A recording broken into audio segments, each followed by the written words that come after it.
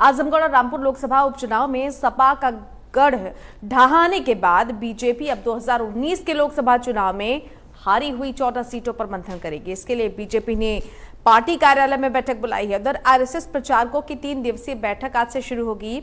साथ ही बसपा सुप्रीमो मायावती ने 30 जून को पार्टी के नेताओं और कार्यकर्ताओं की बैठक बुलाई है, जिसमें वो आगे की रणनीति पर चर्चा करेंगी।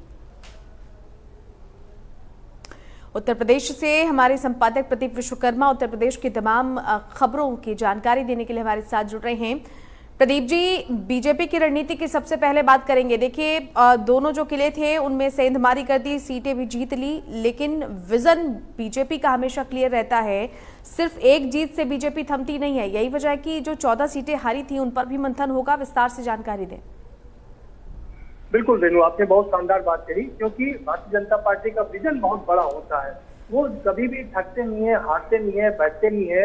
जीतने के बावजूद भी कभी रेस्ट नहीं करते, आराम नहीं करते हैं और कभी भी ये नहीं सोचते हैं कि अब बहुत हो गया। वो और ज्यादा जीत दर्ज करने की ओर अग्रसर रहते हैं।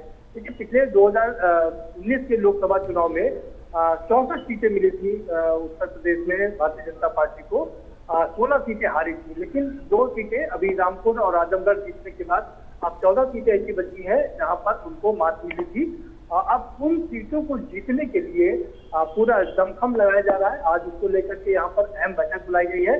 संगठन मंत्री सुनील बंसल इस बैठक में मौजूद रहेंगे। उन्होंने इस बैठक किया है, तो इससे आप अंदाजा लगा सकते हैं कि जीत दर्ज करने के बावजूद भारतीय जनता पार्टी आराम करने के मूड में कतई नहीं रहती है।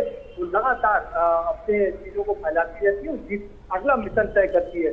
अभी तक 75 का मिशन तय किया गया था, लेकिन अब जब से उत्तर प्रदेश में दोबारा भारतीय जनता पार्टी की सरकार बनी है तो 80 का मिशन लेकर के चला जा रहा है। यानी कि आउट ऑफ 80 किसी कोई विपक्ष नहीं, कहाँ पड़े हो चक्कर में, कोई नहीं है चक्कर में, ये नारा है भारतीय जनता पार्टी का और उसी के तर्ज पर वो काम कर रही है और आज बैठक बुलाई गई है। 14 सीटें वो कैसे जीती जाए। वहीं दूसरी ओर विपक्ष की बात करें तो विपक्ष कहाँ है उसको कुछ समझ ही नहीं आ रहा है। अखिलेश यादव 2 सीटें हारने के बावजूद बाद में वो कहाँ है। राजभर ओम प्रकाश राजभर उनको कह रहे हैं कि आपको एसी से निकलना पड़ेगा, सड़क पर उतरना पड़ेगा, जाना पड़ेगा। उनके अखिलेश के सहयोगी ही उनको ये राय दे रहे हैं, लेकिन वो कहाँ मस्त है, उन्हें किसी को कुछ पता नहीं है। दूसरी ओर बसपा की बात करें तो बसपा भी भाजपा से लड़ने की अपेक्षा सपा के गढ़ में सेब लगाने की कोशिश कर रही है। उन अल्पसंख्यक वोटों पर उसकी नजर है जिन्होंने समाजवादी पार्टी को 45 से बढ़ा करके 125 विधानसभा की सीटें दी और जिसके कारण मायावती को लगता है कि अगर जो उनका फार्मूला था पहले ब्राह्मण और दलित का बीईडी का जो फार्मूला था वो पिछले 5-6 चुनाव से फ्लॉप हो चुका है, तो अब वो डीएम के फार्मूले पर उतर आई है। लगातार वो कह रही है कि हम अब इसी फार्मूले पर काम करेंगे और जो एक खास वर्ग है, वो नाम तो नहीं ले रही, खास वर्ग के नाम से उनको पुकारती है, कह रहे कि हम उनको अपनी ओर लाने की तमाम कोशिश करेंगे। दूसरी ओर भारतीय जनता पार्टी का एकदम विजन साफ है। वो 80% जो हिंदू है उनको पोलराइज करने की कोशिश कर रही है और उसमें पिछले 2014 से लेकर के जितने भी चुनाव हुए अब तक उन्हें सफलता हासिल हुई है और एक बार फिर से 2024 में उसी सफलता को, बल्कि उससे बड़ी सफलता को दोहराने की लगातार कोशिश हो रही है। और उसी सिलसिले में आज भारतीय जनता पार्टी के कार्यालय में एक और जहां अहम बैठक है, तो वहीं दूसरी ओर आरएसएस भी अपनी बैठक लखनऊ में कर रहा है, क्योंकि जिससे कि उसको और संगठन को मजबूत किया जा सके और इस जो मिशन है उस मिशन 80 को सफल बनाया जा सके। दूसरी खबर की अगर हम बात करें तो मायावती की हमने बात कही है कि अब उनको शायद ये लग गया है कि सिर्फ ब्राह्मण और दलित के फार्मूले से काम नहीं चलेगा।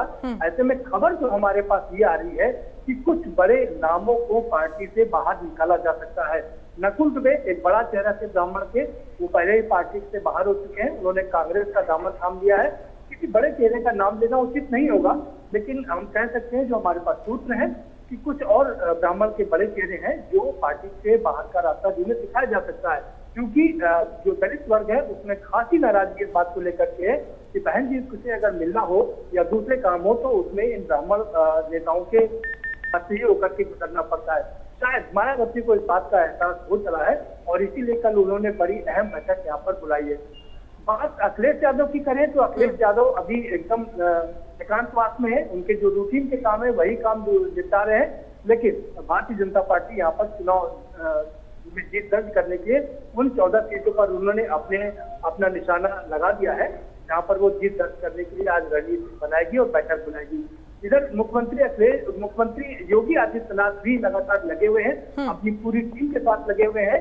उनकी डिमांड लगातार बढ़ती जा रही है। हैदराबाद से उनकी डिमांड आई है, हैदराबाद में भी चुनाव है अगले साल, उसके बाद चुनाव है, और हैदराबाद आंध्र प्रदेश में मंदिर में से उनकी डिमांड आई है। उनके जो भाजपा के जो नेता हैं उन लोगों ने कहा है कि योगी आदित्यनाथ को इस मंदिर में आना चाहिए।